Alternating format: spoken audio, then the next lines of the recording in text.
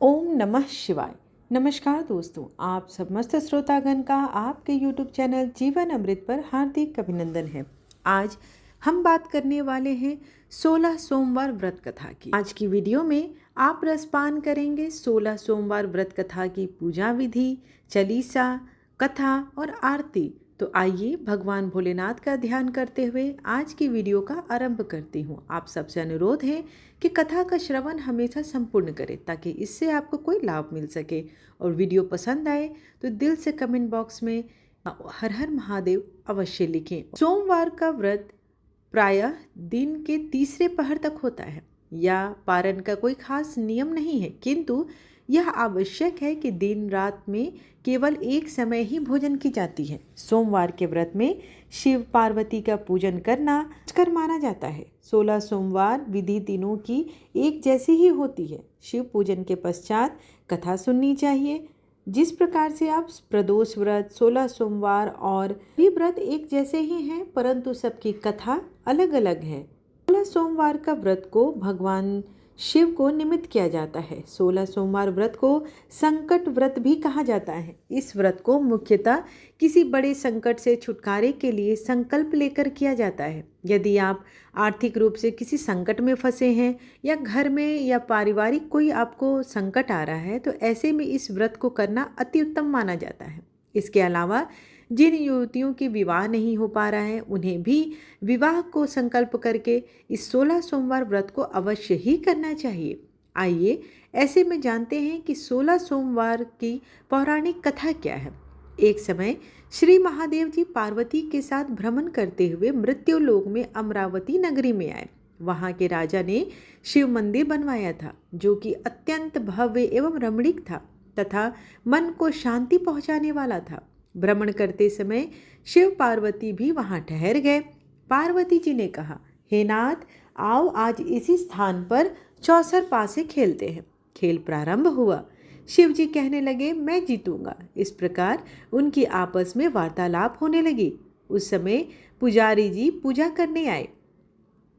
पार्वती जी ने पूछा, पुजारी जी बताइए जीत किसकी होगी? पुजारी बोला, इस खेल में महादेव जी के समान कोई दूसरा पारंगत नहीं हो सकता, इसलिए महादेव जी ही यह बाजी जीतेंगे। परंतु हुआ उल्टा, पार्वती जी जीत गई। अतः पार्वती जी ने पुजारी को कोढ़ी होने का श्राप दे दिया। तूने मिथ्या भाषण किया है। अब तो पुजारी कोढ़ी हो गया।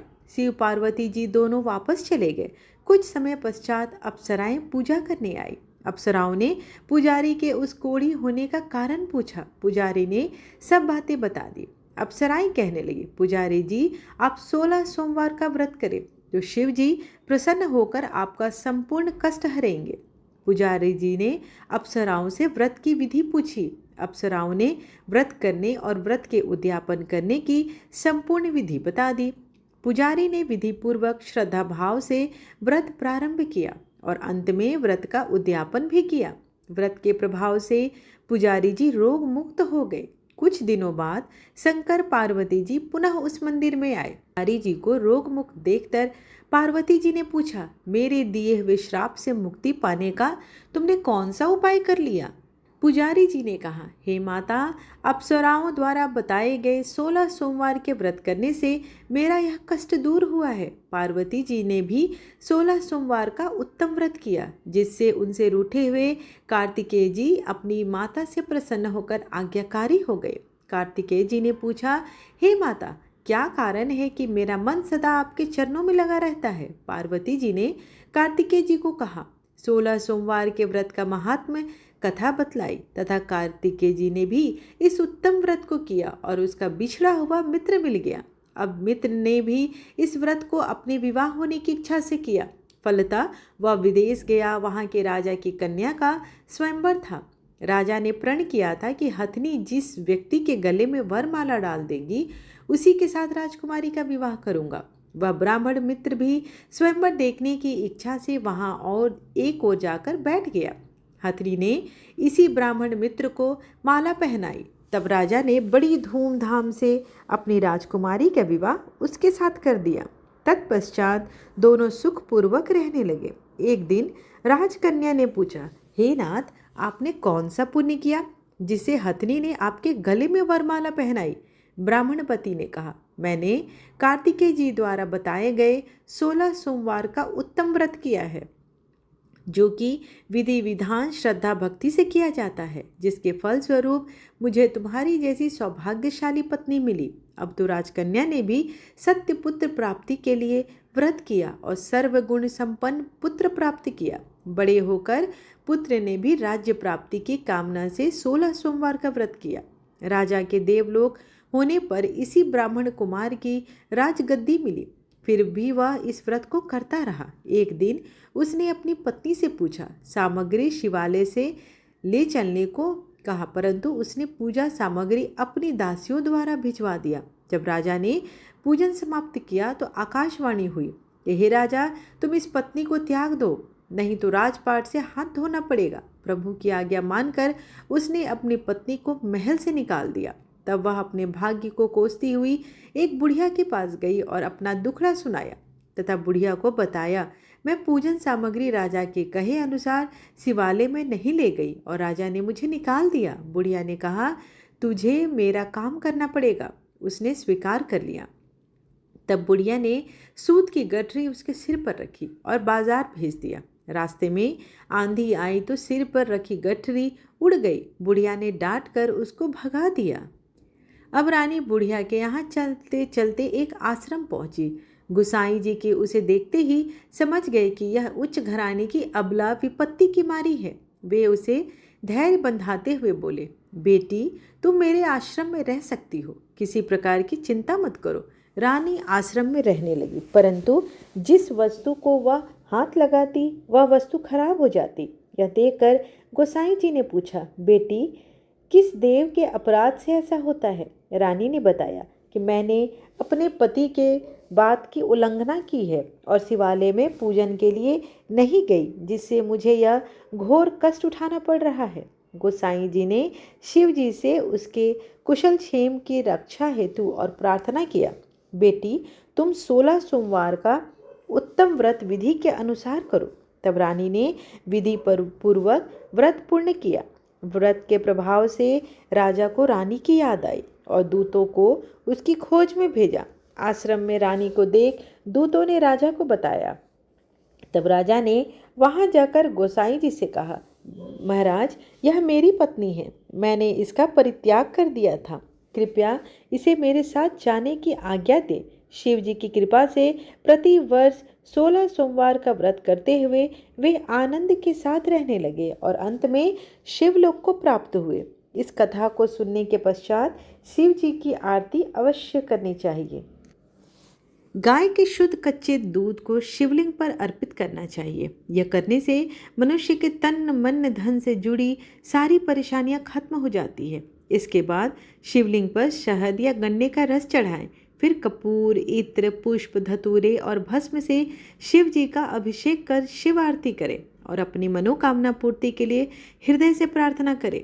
इस व्रत में सफ़ेद रंग का खास महत्व होता है। व्रत वाले को दिन में सफ़ेद कपड़े पहनकर शिवलिंग पर सफ़ेद पुष्प चढ़ाने से व्यक्ति की सभी मनोकामनाएं पूर्ण होती है। सोमवार के दिन शिव पूजा का विधान है। भोलेनाथ एक जल लोटे में भी प्रसन्न हो जाते हैं। सोमवार के दिन भगवान शिव की पूजा करने से व्यक्ति की हर कामना पूर्ण होती है। यदि भोलेनाथ की पूजा शिव मंत्र के साथ की जाए तो भाग्य का उदय होना निश्चित है। अगर आपके जीवन साथी से कोई मनमुटाव है या रोजगार नहीं है तो आपको सभी मनोवांछित फलों की शीघ्र पूर्ण करेंगे। दिन में सबसे पहले प्रातःकाल उठें, इसके बाद स्नान आदि करके आप स्वच्छ कपड़े धारण करें। आप अपने पूजा स्थल की अच्छे से सफाई करें, वहाँ पर शिव जी को स्थापित करें।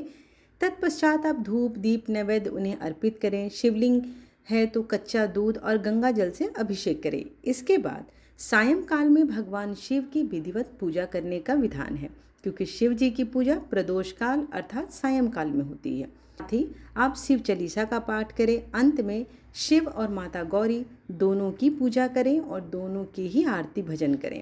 जीवन में कभी अगर आप विचलित हैं, अगर आपका मन अशांत है, तो आप एक मंत्र का जाप इस दिन अवश्य करें।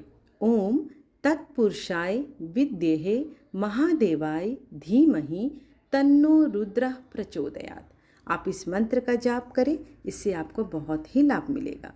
गणेश गिरजा सुवन मंगल मूल सुजान, कहत अयोध्या दास तुम देहु अभय वरदान। जय गिरजापति दीन दयाला, सदा कृत संतन प्रतिपाला। भाल चंद्रमा सोहत जी के, कानन कुंडल नागफनी के। अंग और सिर गंगा बहाए, मुंड माल तन छार लगावे। वस्त्र खाल बाघंबर सोवे, छवि को देख नाग मन मोहे। मैना मातु की हवे दुलारी, बाम अंग सोहत छवि न्यारी। कर त्रिशूल सोहत छवि बारी, कर सदा शत्रुन छयकारी। नंदी गणेश सोहे तम कैसे, सागर मध्य कमल हैं जैसे। कार्तिक श्याम और गणरायु, या छवि को कही जात न कायु। देवन जब ही जय पुकारा, तब ही दुख प्रभु आप निवारा। किया उपद्रव तारक भारी, देवन सब मिली तुम्ही जुहारी। तुरत सनानन आप पठायो, लव निमेष महु मार गिरायो। आप जलंधर असुर संहारा, सुयस तुम्हारा विदित संसारा। त्रिपुरासुर सन युद्ध मचाई, सब ही कृपा कर लीन बचाई। किया तपहि भागीरथ भारी, पूरब प्रतिज्ञा तासु पुरारी। दानिन मम तुम सम कोई नाही, सेवक स्तुति करत सदाहि। वेद नाम महिमा तब गाई, अकत अनादि भेद नहीं पाई। प्रगति उदिति मंथन में ज्वाला, जरत सुरापुर भय बिहाला। किन्न दया तम करी सहाई, नीलकंठ तब नाम कहाई। पूजन रामचंद्र जब किन्हा, जीत के लंक विभीषण दिन्हा। सहस कमल में हो रहे धारी, किन्न परीक्षा तब ही पुरारी। एक कमल प्रभु राखयो जोई, कमल नयन पूजन चहु सोई। कठिन भक्ति देखी प्रभु शंकर, भय प्रसन्न दिए इच्छित वर। जय जय जय अनंत अविनाशी, करत कृपा सबके घटवासी। दुष्ट सकल नित मोहि सतावे, भ्रमत रहो मोहि चैन न आवे। त्राहि त्राहि मैं नाथ पुकारो, यही अवसर मोहि आन उबारो। ले त्रिशूल शत्रुन को मारो, संकट से मोहि आन उबारो। माता पिता भ्राता सब कोई, संकट में पूछत नहीं कोई। स्वामी एक है आस तुम्हारी, आय हर हो मम संकट भारी। धन निर्धन को देत सदाहि, जो कोई जांचत सो फल पाई। धन निर्धन को देत सदाहि, जो कोई जांचे सो फल पाई। स्तुति कही विधि करे तुम्हारी, क्षमहो नाथ अब चुक हमारी। शंकर हो संकट के नाशन, मंगल कारण विघ्न विनाशन। योगी अति मुनि ध्यान लगावे, नारद शारद शीश नवावे। नमो नमो जय नमः शिवाय, सुर ब्रह्मादिक पार न पाए। जो या पाठ करे मन लाई, तापर होत है शंभु सहाय।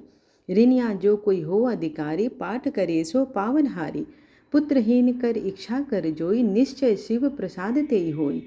पंडित त्रयोदशी को लावे, ध्यान पूर्वक होम करावे। त्रयोदशी व्रत करे हमेशा, ताके तन नहीं रहे कलेसा। धूप दीप नैवेद्य चढ़ावे, शंकर समुख पाठ सुनावे। जन्म जन्म के पाप नसावे, अंत धाम शिवपुर को पावे। कहे अयोध्या दास आस तुम्हारी, जान सकल दुख हर हमारी। नित्य नेम उठ प्रात ही, पाठ करो 40। तुम मेरी मनोकामना पूर्ण करो जगदीश। बंसर छठी हेमंत ऋतु, संवत 64 जान। स्तुति चालीसा से वहीं, पूर्ण किन कल्याण। जिन भक्तों के जीवन में कठिनाइयाँ आ रही हों और बाधाएं हो, हर कार्य में असफलता हो, उन्हें शिव चालीसा का पाठ नियमित रूप से करना चाहिए। श्री शिव चालीसा के पाठ से आप अपने दुखों को दूर कर भगवान शिव की असीम कृपा प्राप्त कर सकते हैं। शिव चालीसा का पाठ हमेशा सुबह जल्दी उठकर स्नान करने के बाद करना चाहिए। आप चाहें तो प्रायः सोमवार, शिवरात्रि, प्रदोष व्रत, त्रयोदशी व्रत एवं सावन के पवित्र महीनों में इन शिव चालीसा का पाठ खूब करें। इससे आपके जीवन में शुभता आएगी। आइए अब भगवान भोलेनाथ की कृपा पाने के लिए उनकी आरती का रसपान अवश्य करें। ओम जय शिव ओमकारा, स्वामी जय शिव ओमकारा। ब्रह्मा विष्णु सदा शिव, अर्धांगी धारा। ओम जय शिव ओमकारा। एकानन चतुरानन, पंचानन राजे। हंसासन गरुड़ासन, वृषवाहन साजे। ओम जय शिव ओंकारा। दो भुज चार चतुर्भुज, दस भुज अति सोहे, त्रिगुण रूप निरखते त्रिभुवन जन मोहे। ओम जय शिव ओमकारा, अक्षमाला वनमाला मुंडमाला धारी, चंदन मृगमद सोहे भाले शशिधारी। ओम जय शिव ओमकारा, श्वेतांबर पीतांबर बाघंबर अंगे, सनकादिक गरुडादिक भूतादिक संगे। ओम जय शिव ओमकारा, कर के मध्य कमंडल चक्र त्रिशूल धारी, सुखकारी दुखहारी जगपालनकारी। ओम जय शिव ओमकारा, ब्रह्मा विष्णु सदा शिव जानत अविवेका, प्रणवाक्षर में शोभित ये तीनों एका।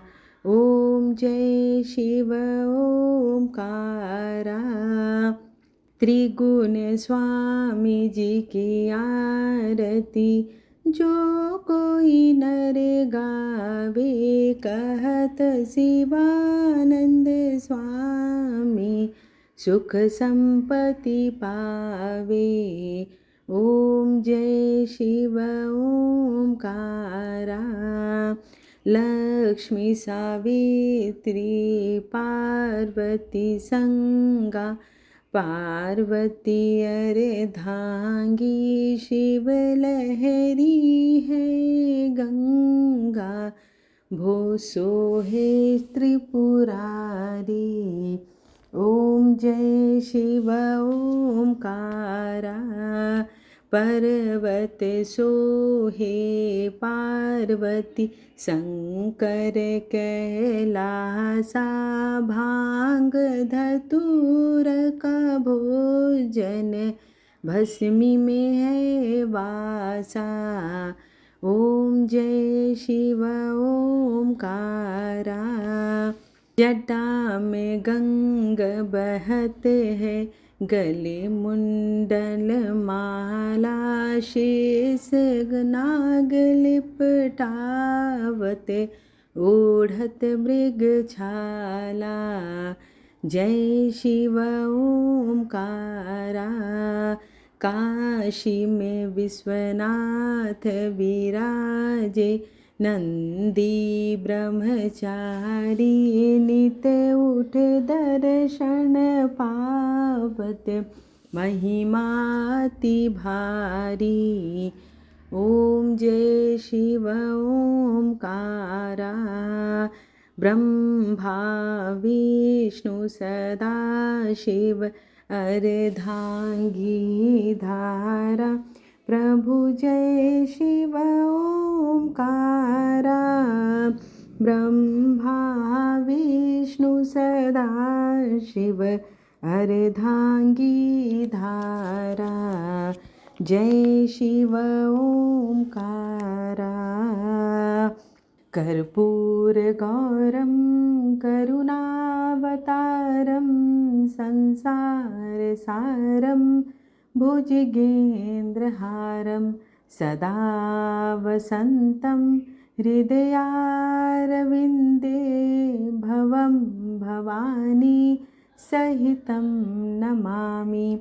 त्वमेव माता च पिता त्वमेव, त्वमेव बन्धु च सखा त्वमेव, त्वमेव विद्या द्रविणं त्वमेव, त्वमेव सर्वं मम देव देव। आरतीम समर्पयामि। शिव शंभु देवताय नमो नमः। सब देवों की जय, सब देवियों की जय, सब संतों की जय। आशा करती हूँ कि आपको आज की कथा और आरती प्रस्तुति पसंद आई हो। वीडियो पसंद आए तो वीडियो को एक लाइक शेयर अवश्य करें और दिल से कमेंट बॉक्स में हर हर महादेव लिखकर एक सकारात्मक ऊर्जा का आदान प्रदान करें, जिससे हमें प्रोत्साहन भी मिलता है। धन्यवाद।